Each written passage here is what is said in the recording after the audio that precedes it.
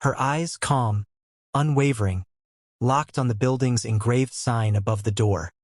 The Honorable Court of Justice. In that moment, she didn't shout or cry. She simply breathed in, memorizing every face, every laugh. The storm was coming, and none of them knew it yet.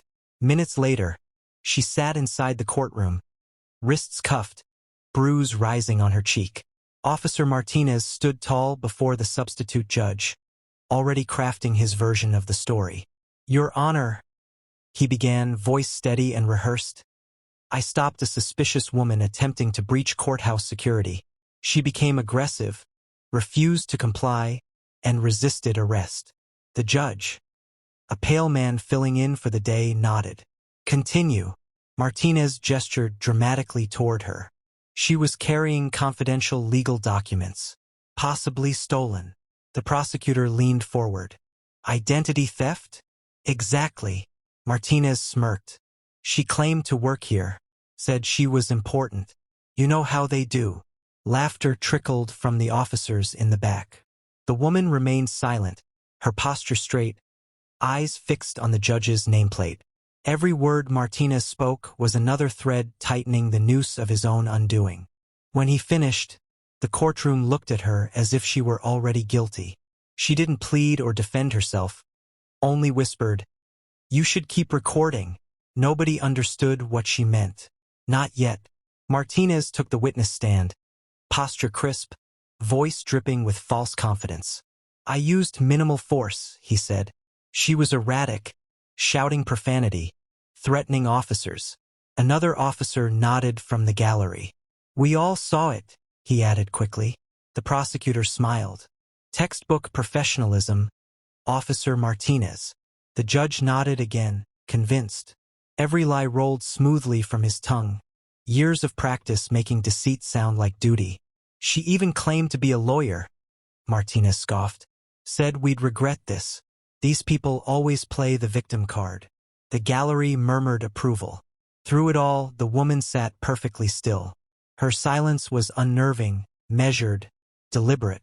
When the judge finally turned to her, expecting tears or excuses, she simply said, "I'll speak when you're done believing him." The room went quiet. Something about her voice, steady, authoritative, didn't match the image of a criminal. For the first time that morning, uncertainty flickered across Martinez's face. When allowed to speak, she didn't rant. She didn't beg. "Your Honor," she began. "According to Section 42 of the Federal Civil Code, the sidewalk outside this building is a public forum. I was not trespassing." Her diction was flawless, her tone calm but commanding. The prosecutor frowned. "How do you know that statute?" She smiled slightly. "Let's just say I've read more than a few case files." Then she added, "I'd like to request preservation of all security footage from this morning, specifically between 8:45 and 9:15 a.m. The room stiffened. Martinez's jaw twitched. He had forgotten about the cameras. She looked directly at him. "You said your body cam malfunctioned. That's fine. The buildings didn't." The judge blinked, confused. "Who exactly are you, ma'am?" She tilted her head. "You'll find out soon enough." 15 minutes later, the courtroom reconvened. The air was thick with tension. The bailiff entered first, carrying a garment bag and a small wooden box. Then the woman stepped in, no longer in plain clothes. She wore a flowing black judicial robe trimmed with gold. Gasps rippled through the crowd. The substitute judge stood frozen. "Wait, who?" The bailiff's voice thundered. "All rise. Court is now in session." The Honorable Judge Kesha Williams presiding. Martinez's knees nearly gave out. She ascended to the bench, and set down the wooden box.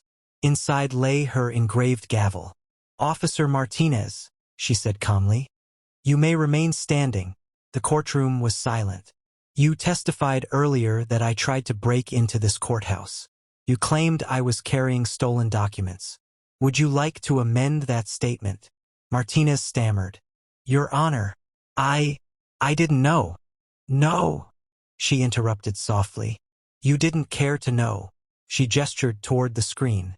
"Let's review the evidence you thought didn't exist." The video played. high-definition footage of Martinez striking her, calling her names, handcuffing her without cause.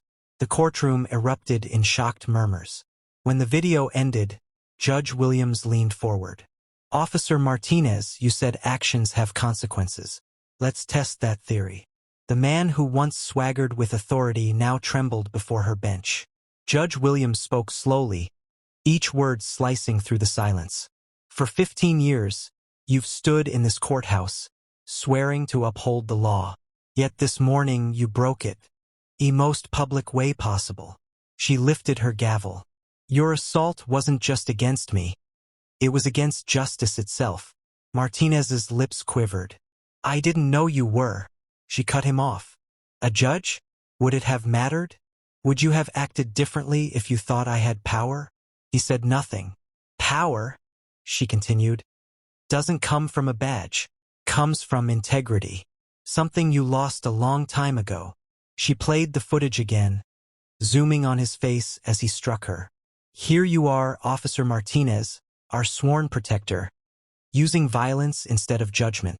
He looked away, ashamed. Judge Williams nodded to the clerk. "Prepare charges for assault on a federal officer, perjury, and obstruction of justice." The gavel hit. Crack. The sound wasn't just wood, it was karma. By the end of the hearing, Martinez sat in the same defendant's chair where she had begun. His lies collapsed under evidence, his partners exposed for perjury. Judge Williams ordered an internal investigation into every case he'd ever touched. Dozens of convictions were reopened. As bailiffs led him away, she said, "You told me this morning to know my place. You're looking at it." Applause broke out. Not loud at first, but steady, growing, defiant. Justice had not just spoken, it had roared. Justice doesn't always wear a badge. Sometimes she wears a bruise and a robe. The quietest people often hold the loudest power. Share this story if you believe real justice can't be silenced. And remember, one moment of arrogance can destroy a lifetime of authority. Because eventually, justice always takes her seat.